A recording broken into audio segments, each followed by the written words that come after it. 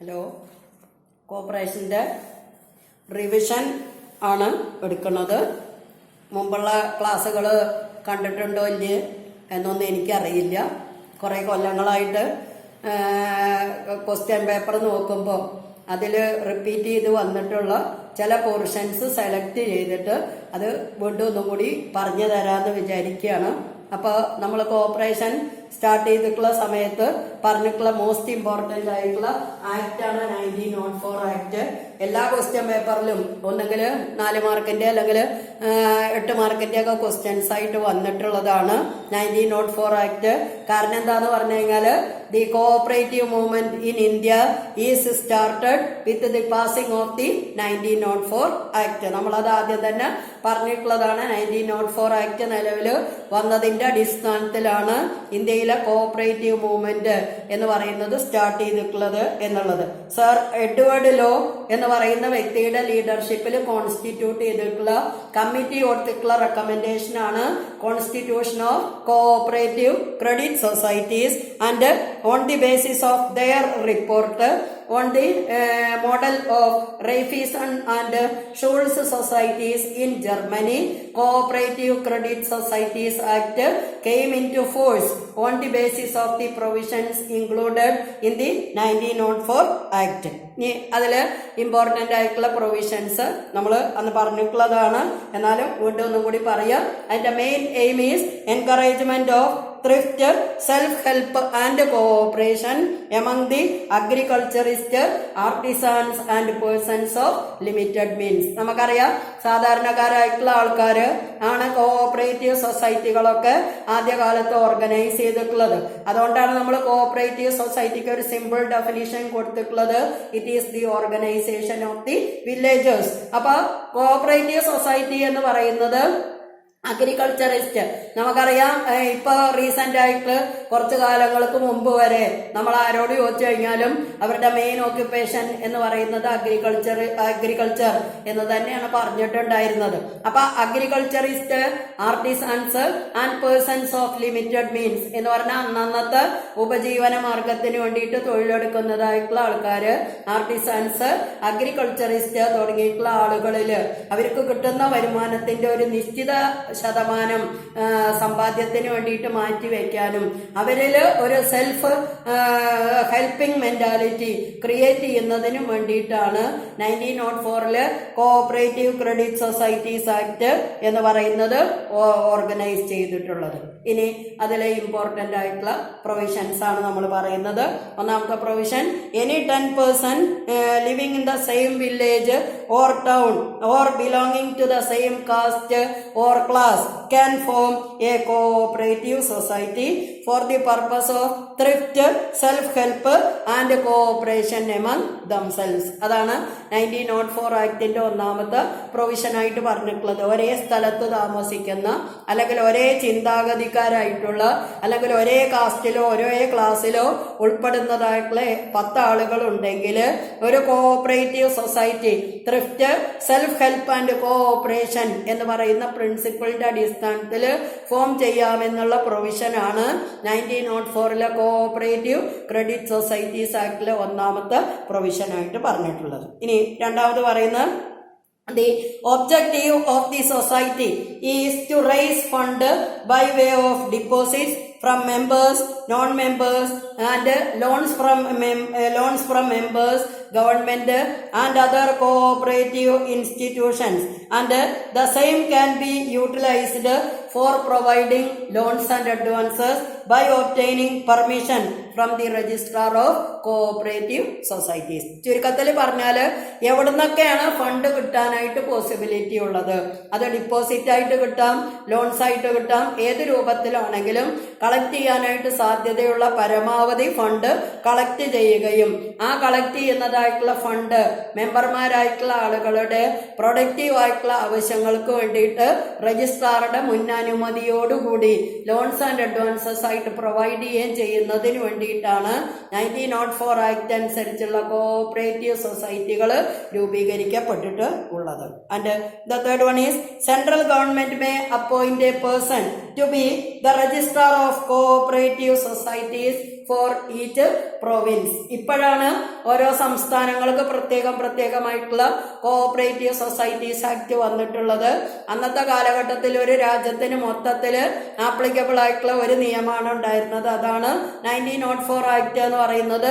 It is passed at the centre by the British government. അപ്പൊ British government cooperative സൊസൈറ്റികളുടെ പ്രവർത്തനത്തെ നിയന്ത്രിക്കുന്നതിന് വേണ്ടിയിട്ട് അല്ലെങ്കിൽ കോഓപ്പറേറ്റീവ് സൊസൈറ്റികളെ രജിസ്റ്റർ ചെയ്യുന്നതിന് വേണ്ടിയിട്ട് ഓരോ പ്രൊവിൻസിലേക്കും രജിസ്ട്രാർ ഓഫ് കോഓപ്പറേറ്റീവ് സൊസൈറ്റി എന്ന് പറയുന്ന ഉദ്യോഗസ്ഥനെ നിയമിക്കപ്പെട്ടിട്ടുണ്ട്. ഇന്നാണെങ്കിലും കോഓപ്പറേറ്റീവ് സൊസൈറ്റിയുടെ ഹെഡ് എന്ന് പറയുന്നത് രജിസ്ട്രാർ ഓഫ് കോഓപ്പറേറ്റീവ് സൊസൈറ്റി തന്നെയാണ്. അപ്പൊ അത്തരത്തിലുള്ള രജിസ്ട്രാർ ഓഫ് കോഓപ്പറേറ്റീവ് സൊസൈറ്റികളെ ഓരോ മേഖലകളിലേക്കും പ്രത്യേകമായിട്ട് നിയമിക്കാനുള്ള അവകാശം എന്ന് പറയുന്നത് സെൻട്രൽ ഗവൺമെന്റ് ആണ് അണ്ടർടേക്ക് ചെയ്തിട്ടുണ്ടായിരുന്നത്. Next, the supervision and control of the cooperative societies in each province were put under the charge of the registrar of cooperative societies. Cooperative സൊസൈറ്റിയുടെ സൂപ്പർവിഷൻ, കൺട്രോള്, രജിസ്ട്രേഷൻ, ലിക്വിഡേഷൻ എന്നൊക്കെ പറയുന്ന എല്ലാവിധത്തിലുള്ള ആക്ടിവിറ്റീസും control ചെയ്യാനായിട്ട് അല്ലെങ്കിൽ നിയന്ത്രിക്കാനായിട്ടുള്ള അധികാരം എന്ന് പറയുന്നത് അതാത് പ്രൊവിൻസുകളിലേക്ക് അപ്പോയിന്റ് ചെയ്തിട്ടുള്ള രജിസ്ട്രാർ ഓഫ് കോഓപ്പറേറ്റീവ് സൊസൈറ്റീസ് ആണ് അണ്ടർടേക്ക് ചെയ്തിട്ടുണ്ടായിരുന്നത്. Next, the annual audit of the accounts of the cooperative society is undertaken by the registrar of cooperative society on free of charge and it is made compulsory according to this act. ഇപ്പൊ പറഞ്ഞതോ ആയിട്ടുള്ള ഒരു provision ആണ് audit of the accounts of the cooperative societies. ഇപ്പൊ ചാർജോട് കൂടിയിട്ടാണ് cooperative department, അതായത് പറഞ്ഞാൽ registrar അല്ലെങ്കിൽ രജിസ്ട്രാർ നിർദ്ദേശിക്കുന്ന ആളുകള് ഇപ്പൊ കോഓപ്പറേറ്റീവ് സൊസൈറ്റിയിൽ ഓഡിറ്റ് നടത്തുന്നതിന് എത്ര വോളിയം ഓഫ് ട്രാൻസാക്ഷൻസ് ഉണ്ടോ അതിനനുസൃതമായിട്ട് ചാർജ് ഈടാക്കുന്നുണ്ട്. പക്ഷെ 1904 ആക്ടിലെ പ്രൊവിഷൻ പറയുന്നത് it is compulsory on the part of the registrar of cooperative society to audit the accounts of the cooperative society and it is made free of charge. യാതൊരു വിധത്തിലുള്ള ചാർജും ഈടാക്കാതെ ഓരോ വർഷം കഴിയുമ്പോഴും cooperative സൊസൈറ്റിയുടെ കണക്കുകൾ രജിസ്ട്രാർ ഓഫ് കോഓപ്പറേറ്റീവ് സൊസൈറ്റി നിർബന്ധമായിട്ടും audit ചെയ്തിട്ടുണ്ടായിരിക്കണം. Next, the societies are classified into two categories, namely rural society and urban society. 1904 ആക്ടില് provision അനുസരിച്ച് കോഓപ്പറേറ്റീവ് സൊസൈറ്റികളെ പ്രധാനമായിട്ട് രണ്ട് ക്ലാസിഫിക്കേഷൻസ് ആയിട്ടാണ് ഡിവൈഡ് ചെയ്തിട്ടുള്ളത്. ഒന്ന് rural society and the other one is the urban society. ഇനി അടുത്ത പ്രൊവിഷൻ പറയുന്ന in rural society 4/5 of the members should be agriculturist and that of the urban society it will be non-agriculturist. അടുത്ത provision പറയുന്നത് അതാണ്. Rural സൊസൈറ്റിയിൽ total മെമ്പേഴ്സിന്റെ 80% നിർബന്ധമായിട്ടും കർഷകരായിരിക്കണം. അതേസമയത്ത് urban സൊസൈറ്റിയിൽ 80% എന്ന് പറയുന്നത് കാർഷികേതര പ്രവർത്തികൾ ചെയ്യുന്ന ആളുകളായിരിക്കണം. റൂറൽ സൊസൈറ്റിയിൽ 80% കർഷകരും അർബൻ സൊസൈറ്റിയിൽ 80% കാർഷികേതര തൊഴിലുകളിൽ ഏർപ്പെട്ടിട്ടുള്ള ആളുകളും ആയിരിക്കണം. നെക്സ്റ്റ് പറയുന്നത് the liability of the rural society is unlimited and that of the urban society is limited. രണ്ട് ടൈപ്പിലുള്ള ലയബിലിറ്റി ആണ് നിലവിലുണ്ടായിരുന്നത്. ഒന്ന് limited liability and the other one is the unlimited liability. Limited ലയബിലിറ്റിയിലാണെങ്കിൽ liability is limited to the extent of the face value of the shares held by the members of the cooperative society. ബാധ്യത എന്ന് പറയുന്നത് നിയന്ത്രിക്കപ്പെട്ടിട്ടുള്ളതാണ് limited liability. നിയന്ത്രിക്കപ്പെടുക എന്ന് പറഞ്ഞാൽ അവരെത്ര shares ആണോ വാങ്ങിയിട്ടുള്ളത് ആ ഷെയറിന്റെ മുഖവിലയേക്കാൾ കൂടാത്ത ബാധ്യത മാത്രമേ മെമ്പേഴ്സിന് ഉള്ളൂ എങ്കിൽ അതിനെയാണ് നമ്മൾ ലിമിറ്റഡ് ലയബിലിറ്റി എന്ന് പറയുന്നത്. അതേസമയത്ത് ഒരു സൊസൈറ്റി വൈൻഡപ്പ് ചെയ്യുന്ന സമയത്തുള്ള ബാധ്യതയിലേക്ക് voluntarily responsible to contribute or joint and several liabilities existing in the event of the winding up of a cooperative society to the members, it is called unlimited liability. ഒറ്റയ്ക്കും കൂട്ടായിട്ടും ഒരു cooperative സൊസൈറ്റിയുടെ ബാധ്യതയിലേക്ക് contribute ചെയ്യാനായിട്ട് മെമ്പേഴ്സിന് responsibility ഉണ്ടെങ്കിൽ അതാണ് unlimited liability എന്ന് പറയുന്നത്. അപ്പോൾ rural സൊസൈറ്റിയുടേത് unlimited ലയബിലിറ്റിയാണ്, urban സൊസൈറ്റിയുടേത് limited ലയബിലിറ്റിയാണ്. അതാണ് അടുത്ത പ്രൊവിഷൻ പറഞ്ഞിട്ടുള്ളത്. And regarding the distribution of the profit of a cooperative society, it is carried forward each year to the reserve fund, and there is no provision for the providing of dividend in case of the rural society, and it is somewhat provided in the form of bonus in case of urban societies. രണ്ട് സൊസൈറ്റിയിലും dividend എന്ന് പറഞ്ഞിട്ടുള്ള ഒരു provision 1904 ആക്ടിൽ പറഞ്ഞിട്ടില്ല. ചെറിയ വ്യത്യാസമുണ്ട്. Cooperative സൊസൈറ്റിക്ക് കിട്ടുന്ന profit എന്ന് പറയുന്നത് റൂറൽ കോഓപ്പറേറ്റീവ് സൊസൈറ്റി ആണെങ്കിൽ അത് പൂർണ്ണമായിട്ടും റിസർവ് ഫണ്ടിലേക്ക് ട്രാൻസ്ഫർ ചെയ്യണം. പക്ഷെ അർബൻ സൊസൈറ്റി ആണെങ്കിൽ അതിലൊരു നിശ്ചിത ശതമാനം ജനറൽ ബോഡിയുടെ പെർമിഷനോട് കൂടിയിട്ട് ബോണസ് ആയിട്ട് ഡിസ്ട്രിബ്യൂട്ട് ചെയ്യാം. പക്ഷെ ഡിവിഡൻഡ് ആയിട്ട് കൊടുക്കാനായിട്ടുള്ള പ്രൊവിഷൻ 1904 ആക്ടിൽ ഇൻക്ലൂഡ് ചെയ്തിട്ട് ഉണ്ടായിരുന്നില്ല.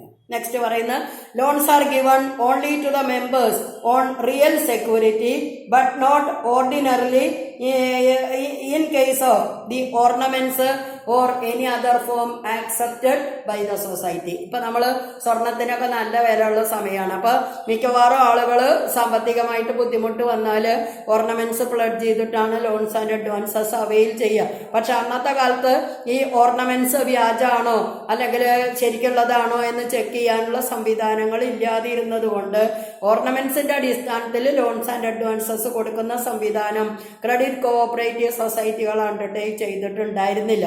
അതല്ലാതെ അവർ പ്രൊവൈഡ് ചെയ്യുന്ന റിയൽ സെക്യൂരിറ്റീസിന്റെ അടിസ്ഥാനത്തിൽ മെമ്പർമാരായിട്ടുള്ള ആളുകൾക്ക് മാത്രമേ ഈ 1904 പ്രൊവിഷൻ അനുസരിച്ച് ലോൺസ് ആൻഡ് അഡ്വാൻസസ് പ്രൊവൈഡ് ചെയ്യാനായിട്ട് സാധിച്ചിട്ടുണ്ടായിരുന്നുള്ളൂ. ഇനി നെക്സ്റ്റ് പറയുന്ന the interest of any member in the share capital of a cooperative society was limited to 1/5 of the total share of total share or rupees 1000 whichever is less.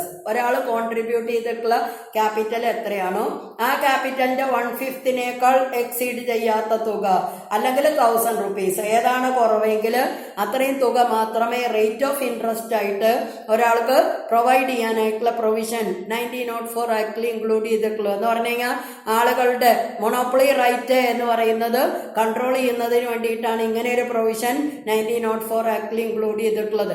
എത്ര ക്യാപിറ്റലാണോ invest ചെയ്തിട്ടുള്ളത് എങ്കിൽ അതിന്റെ 1/5 അതല്ല എങ്കിൽ 1000 rupees ഏതാണ് കുറവെങ്കിൽ അത്രയും മാത്രമേ ഷെയറിനുള്ള ഇൻട്രസ്റ്റ് ആയിട്ട് പ്രൊവൈഡ് ചെയ്യാനായിട്ടുള്ള പ്രൊവിഷൻ ഇൻക്ലൂഡ് ചെയ്തിട്ടുണ്ടായിരുന്നുള്ളൂ. ഇനി നെക്സ്റ്റ് പറയുന്ന from registration act, stamp act, income tax etcetera from which the cooperative societies are completely excluded. നമ്മൾ പ്രിവിലേജസ് ടു കോഓപ്പറേറ്റീവ് സൊസൈറ്റീസ് എന്ന് പറയുന്ന ചാപ്റ്ററിൽ പറഞ്ഞിട്ടുള്ളതാണ്.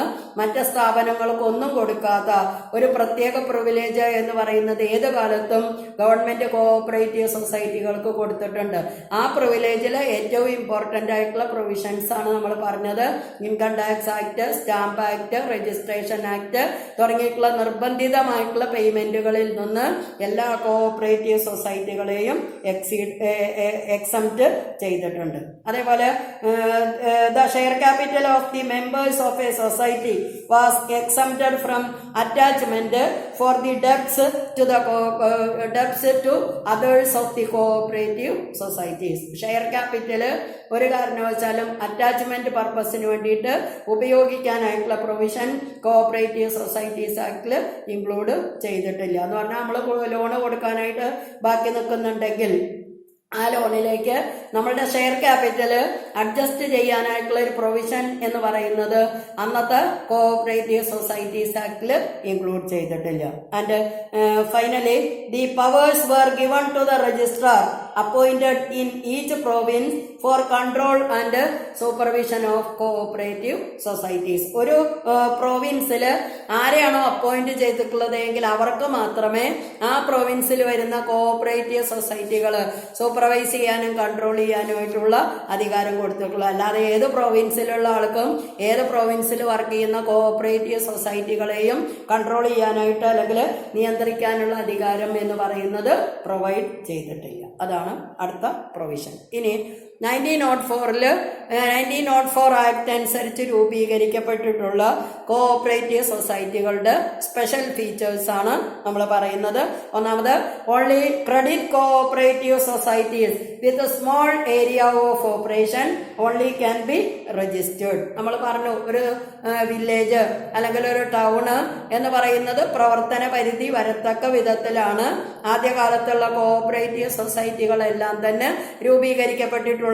അപ്പൊ all cooperative societies should come within the scope of credit cooperative societies and it can be constituted with very little or very small area of operation. നമ്മൾ ആദ്യം പറഞ്ഞിട്ടുള്ളതാണ്, primary cooperative സൊസൈറ്റികളുടെ കാറ്റഗറിയിൽ വരുന്ന കോഓപ്പറേറ്റീവ് സൊസൈറ്റികളാണ് ക്രെഡിറ്റ് കോഓപ്പറേറ്റീവ് സൊസൈറ്റീസ് ആക്ട് അനുസരിച്ച് organise ചെയ്തിട്ടുള്ളത്. അങ്ങനെ ഓർഗനൈസ് ചെയ്യുന്നതായിട്ടുള്ള കോഓപ്പറേറ്റീവ് സൊസൈറ്റികളുടെ പ്രത്യേകത എന്ന് പറയുന്നത്, it is having the nature of credit cooperative societies. Non credit cooperative സൊസൈറ്റികൾ എന്ന് പറയുന്ന ഒരു ക്ലാസിഫിക്കേഷൻ ഉണ്ടായിരുന്നില്ല. ആകെ കൂടി ഉണ്ടായിരുന്ന കോഓപ്പറേറ്റീവ് സൊസൈറ്റികളാണ് credit cooperative societies with small area of operation. And second പറയുന്ന, the government was the prime mover and supporter of the movement. As such, all initiative was taken by the government or government officials. നമ്മൾ നേരത്തെ പറഞ്ഞിട്ടുള്ളതാണ്, ഇന്ത്യയിലെ cooperative മൂവ്മെന്റിനെ നമ്മൾ official movement എന്നാണ് വിളിക്കുന്നത്. അതേസമയത്ത് western കൺട്രീസിലെ cooperative മൂവ്മെന്റിനെ നമ്മൾ വിളിക്കുന്നത് സ്പോണ്ടേനിയസ് മൂവ്മെന്റ് എന്നാണ്. വ്യത്യാസം നമ്മൾ അന്നേ പറഞ്ഞിട്ടുണ്ടായിരുന്നു. സ്പോണ്ടേനിയസ് മൂവ്മെന്റ് എന്ന് പറയുമ്പോൾ ആളുകൾ അവരുടെ ഇനീഷ്യേറ്റീവിന്റെ അടിസ്ഥാനത്തിലാണ് കോഓപ്പറേറ്റീവ് സൊസൈറ്റികൾ രൂപീകരിച്ചിട്ടുള്ളത്. പക്ഷെ ഇന്ത്യയിൽ അങ്ങനെയല്ല. 1904 ആക്ട് എന്ന് പറഞ്ഞിട്ട് ഗവൺമെന്റിന്റെ ഇനീഷ്യേറ്റീവും ഗവൺമെന്റ് സ്പോൺസറായിട്ട് കോഓപ്പറേറ്റീവ് സൊസൈറ്റികൾ ഓർഗനൈസ് ചെയ്യുന്നതിനുള്ള സപ്പോർട്ടും കൊടുത്തതിന്റെ അടിസ്ഥാനത്തിലാണ് കോഓപ്പറേറ്റീവ് സൊസൈറ്റികൾ രംഗത്ത് വന്നിട്ടുള്ളത്. അപ്പൊ ഗവൺമെന്റ് ആണ് ഈ പറയുന്ന കോഓപ്പറേറ്റീവ് സൊസൈറ്റികളുടെ prime mover or the initiative for the organisation of cooperative societies are undertaken by the concerned government. അപ്പൊ ഗവൺമെന്റ് മൂവ് ചെയ്യുന്ന ഒരു പ്രോഗ്രാം ആയിട്ടാണ് കോഓപ്പറേറ്റീവ് സൊസൈറ്റികൾ ഇന്ത്യയിൽ ഓർഗനൈസ് ചെയ്യപ്പെട്ടിട്ടുള്ളത്. അതുകൊണ്ടാണ് നമ്മൾ അതിനെ ഒഫീഷ്യൽ മൂവ്മെന്റ് എന്നുള്ള പേരിൽ അറിയപ്പെടുന്നത്. ഇനി third one is, the societies were run by persons who were not aware of the principles and practice of cooperation. നമ്മൾ കോഓപ്പറേഷൻ തുടങ്ങിയ സമയം മുതൽ കോഓപ്പറേഷൻ അവസാനിപ്പിക്കുന്ന സമയം വരെയും പറഞ്ഞുകൊണ്ടിരുന്ന കാര്യമാണ്, ഇന്ത്യയിൽ കോഓപ്പറേറ്റീവ് മൂവ്മെന്റ് പ്രതീക്ഷിച്ച രൂപത്തിൽ സക്സസ്ഫുൾ ആവാതിരിക്കാനുള്ള പ്രധാനപ്പെട്ട കാരണം എന്ന് പറയുന്നത്, the committee members of the cooperative society or the ordinary members of the cooperative society are unaware of the principles and practices of cooperation. Cooperation എന്താണ് എന്നതിനെ സംബന്ധിച്ച് വ്യക്തമായിട്ട് ധാരണ ഇല്ലാത്ത ആളുകളാണ് കോഓപ്പറേറ്റീവ് സൊസൈറ്റികൾ ഓർഗനൈസ് ചെയ്യുകയും അത് റൺ ചെയ്യുകയും ചെയ്തിട്ടുള്ളത് എന്നുള്ളതാണ് 1904 ആക്ട് മുതലുള്ള ഒരു പ്രധാനപ്പെട്ട ഡിഫക്റ്റ് എന്ന് പറയുന്നത്. And next, the complicated formalities and resultant inordinate delays were the main defects in the giving of loans and advances by cooperative societies. ഇപ്പൊ നമ്മൾ പറഞ്ഞു, അതിന്റെ ഫീച്ചർ പറഞ്ഞപ്പോൾ പറഞ്ഞു, മെമ്പർമാരായിട്ടുള്ള ആളുകൾക്ക് റിയൽ സെക്യൂരിറ്റീസിന്റെ അടിസ്ഥാനത്തിലാണ് ലോൺസ് ആൻഡ് അഡ്വാൻസസ് കോഓപ്പറേറ്റീവ് സൊസൈറ്റികൾ കൊടുത്തിട്ടുണ്ടായിരുന്നത്. പക്ഷെ ആ ലോണ് കിട്ടണമെങ്കിൽ ഒരുപാട് കോംപ്ലിക്കേറ്റഡ് ആയിട്ടുള്ള ഫോർമാലിറ്റീസും അതേപോലെ തന്നെ അനാവശ്യമായിട്ടുള്ള താമസം, ഡയറക്ടർ ബോർഡ് മീറ്റിംഗ് കൂടി അവരുടെ പെർമിഷൻ കിട്ടി, റിയൽ സെക്യൂരിറ്റീസിന്റെ ഒക്കെ പേപ്പേഴ്സ് ഒക്കെ ക്ലിയർ ചെയ്ത് ഒരാൾക്ക് ലോണ് കിട്ടണമെങ്കിൽ അനാവശ്യമായിട്ടുള്ള കാലതാമസം ഉണ്ടായിരുന്നത് കൊണ്ട് പല ആളുകളും ആവശ്യമുണ്ടെങ്കിൽ ലോണിന് വേണ്ടിയിട്ട് കോഓപ്പറേറ്റീവ് സൊസൈറ്റികളെ സമീപിക്കാതിരിക്കുന്ന ഒരു സിറ്റുവേഷനാണ് അന്നത്തെ കാലഘട്ടത്തിൽ നിലനിന്നിട്ട് ഉണ്ടായിരുന്നത്. And next, there was inefficiency and despotism on the part of the officials who had participated in the movement. അതായത് സ്വാർത്ഥ ലാഭത്തിന് വേണ്ടിയിട്ട് കോഓപ്പറേറ്റീവ് സൊസൈറ്റികളെ ഉപയോഗിക്കുന്ന ഒരു സിറ്റുവേഷൻ അന്നത്തെ കാലഘട്ടത്തിൽ ഉണ്ടായിരുന്നു. അതിനുള്ള പ്രധാനപ്പെട്ട കാരണം എന്ന് പറയുന്നത് ഇൻഎഫിഷ്യൻസിയാണ്. മാനേജ്മെന്റിനെ സംബന്ധിക്കുന്ന കൃത്യമായിട്ടുള്ള ധാരണയില്ലാത്ത ആളുകൾ ഭാരവാഹികളായിട്ട് അല്ലെങ്കിൽ ഒഫീഷ്യൽ പൊസിഷനിൽ ഇരിക്കുമ്പോൾ സ്വാഭാവികമായിട്ടും ഉണ്ടാവാനായിട്ട് സാധ്യതയുള്ളതാണ് സ്വാർത്ഥ ലാഭത്തിന് വേണ്ടിയിട്ട് കോഓപ്പറേറ്റീവ് സൊസൈറ്റിയുടെ പ്രവർത്തനങ്ങളെ നടത്തിക്കൊണ്ട് പോവുക എന്ന് പറയുന്നത്. അത് അന്നത്തെ കാലത്ത് നിലനിൽക്കുന്നുണ്ടായിരുന്നു എന്നുള്ളത് ഏറ്റവും പ്രധാനപ്പെട്ട ഒരു ഡിഫക്റ്റ് ആണ്. And next, the cooperative ideology was misunderstood and there was a feeling that cooperatives were government department. ഇപ്പോഴും ആ തോന്നലുണ്ട്. കോഓപ്പറേറ്റീവ് ഡിപ്പാർട്ട്മെന്റിന്റെ നിയന്ത്രണത്തിൽ പ്രവർത്തിക്കുന്ന ഒരു ഓർഗനൈസേഷനാണ് കോഓപ്പറേറ്റീവ് സൊസൈറ്റി എന്നുള്ള തോന്നല് ഇപ്പൊ വിവരവും വിദ്യാഭ്യാസമൊക്കെ വന്നതിന് ശേഷമുണ്ട്. കോഓപ്പറേറ്റീവ് സൊസൈറ്റി എന്ന് പറയുന്നത് നമുക്കറിയാം ഒരു സെൽഫ് ഹെൽപ്പ് ഓർഗനൈസേഷൻ ആണ്. And it is A voluntary association of the members of cooperative societies. അതിന്റെ ദൈനംദിന കാര്യങ്ങളിൽ ഒന്നും തന്നെ കോഓപ്പറേറ്റീവ് ഡിപ്പാർട്ട്മെന്റിന് ഇടപെടാനുള്ള റൈറ്റ് ഇല്ല. തീരുമാനങ്ങൾ എടുക്കുന്നതും അത് നടപ്പിലാക്കുന്നതും റൂൾ 35 അനുസരിച്ച് കോൺസ്റ്റിറ്റ്യൂട്ട് ചെയ്തിട്ടുള്ള കമ്മിറ്റിയുടെ റെസ്പോൺസിബിലിറ്റിയാണ്.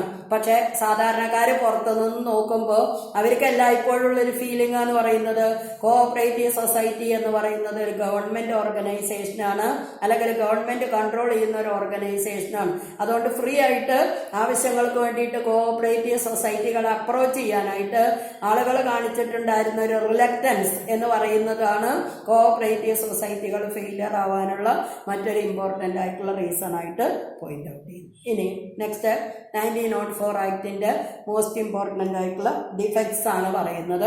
ഒന്നാമത്തെ ഡിഫക്റ്റ് ഞാൻ പറഞ്ഞു, it is provided four the organisation of credit cooperative societies only. നമുക്കറിയാം പ്രധാനമായിട്ട് കോഓപ്പറേറ്റീവ് സൊസൈറ്റികൾക്ക് 2 ക്ലാസിഫിക്കേഷൻ ഉണ്ട്. ഒന്ന് ക്രെഡിറ്റ് കോഓപ്പറേറ്റീവ് സൊസൈറ്റീസ്, മറ്റൊന്ന് നോൺ ക്രെഡിറ്റ് കോഓപ്പറേറ്റീവ് സൊസൈറ്റീസ്. പക്ഷേ നോൺ ക്രെഡിറ്റ് കോഓപ്പറേറ്റീവ് സൊസൈറ്റീസിന്റെ ക്ലാസിഫിക്കേഷനിൽ വരുന്ന ഒരു കോഓപ്പറേറ്റീവ് സൊസൈറ്റികളും ഓർഗനൈസ് ചെയ്യാനായിട്ടുള്ള പ്രൊവിഷൻ എന്ന് പറയുന്നത് 1904 ആക്ടിൽ ഇൻക്ലൂഡ് ചെയ്തിട്ടില്ല എന്നുള്ളത് അതിന്റെ ഏറ്റവും ഇമ്പോർട്ടൻ്റ് ആയിട്ടുള്ള ഒരു പോരായ്മയാണ്. And next, Federal type cooperative societies, cooperative unions, etc.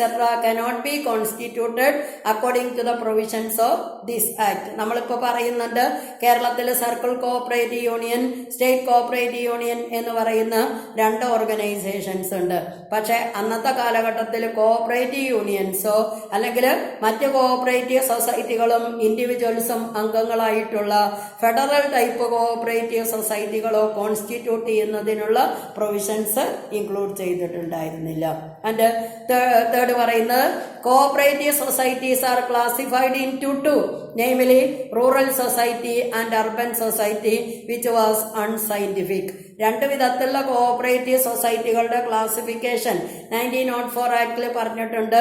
ഒന്ന് റൂറൽ സൊസൈറ്റി, മറ്റൊന്ന് അർബൻ സൊസൈറ്റി. പക്ഷെ എന്തിന്റെ അടിസ്ഥാനത്തിലാണ് ഈ കോഓപ്പറേറ്റീവ് സൊസൈറ്റികളെ റൂറൽ സൊസൈറ്റി എന്നും അർബൻ സൊസൈറ്റി എന്നും ക്ലാസിഫൈ ചെയ്തിട്ടുള്ളത് എന്നതിനെ സംബന്ധിക്കുന്ന വ്യക്തമായിട്ടുള്ള ഒരു മാനദണ്ഡങ്ങളും 1904 ആക്ടിൽ പറഞ്ഞിട്ടില്ല. എപ്പോഴാണ് ഒരു സൊസൈറ്റി റൂറൽ സൊസൈറ്റി ആവുക, എപ്പോഴാണ് ഒരു സൊസൈറ്റി അർബൻ സൊസൈറ്റി ആവുക, അതിനുണ്ടായിരിക്കേണ്ടുന്ന ഫീച്ചേഴ്സ് എന്തൊക്കെയാണ് എന്നതിനെ സംബന്ധിക്കുന്ന ഒരു പ്രൊവിഷൻസ് പറഞ്ഞിട്ടില്ല. അത് ആകെ 2 കാര്യമേ പറഞ്ഞിട്ടുള്ളൂ.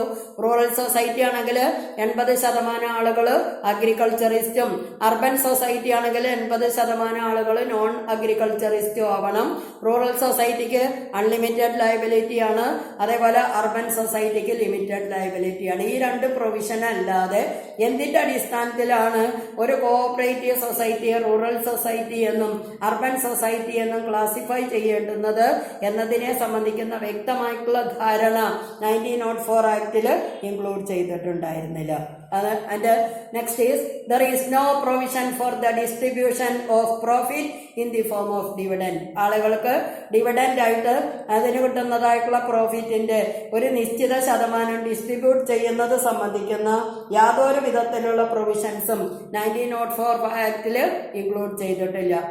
ഡിവിഡൻഡ് എന്ന് പറയുന്ന വാക്ക് തന്നെ കോഓപ്പറേറ്റീവ് സൊസൈറ്റീസ് ആക്ടിൽ യൂട്ടിലൈസ് ചെയ്തിട്ടില്ല എന്നുള്ളതാണ് 1904 ആക്ടിന്റെ മറ്റൊരു ഇമ്പോർട്ടന്റ് ആയിട്ടുള്ള ന്യൂനതയായിട്ട് നമ്മൾ കണക്കാക്കുന്നത്. And next is, it was realised that cooperative movement could not flourish its activities unless the rights of the shareholders to a reasonable share of profit by way of dividend was recognized. നമുക്കറിയാം, ആളുകള് ഒരു cooperative സൊസൈറ്റിയിൽ നിന്നല്ല എവിടെ നിന്നാണെങ്കിലും share contribute ചെയ്യുന്നത്, അല്ലെങ്കിൽ അവരുടെ തുക ഇൻവെസ്റ്റ് ചെയ്യുന്നത് റീസണബിൾ ആയിട്ടുള്ള റിട്ടേൺസ് പ്രതീക്ഷിച്ചുകൊണ്ടാണ്. പക്ഷെ അങ്ങനെ റീസണബിൾ ആയിട്ടുള്ള റിട്ടേൺസ് കൊടുക്കാനുള്ള യാതൊരു വിധത്തിലുള്ള പ്രൊവിഷൻസും കോഓപ്പറേറ്റീവ് സൊസൈറ്റിയിൽ ഇല്ലാത്തടത്തോളം കാലം ആളുകൾക്ക് കോഓപ്പറേറ്റീവ് സൊസൈറ്റിയുടെ പ്രവർത്തനത്തിൽ യാതൊരു വിധത്തിലുള്ള താല്പര്യവും ഉണ്ടാവില്ല.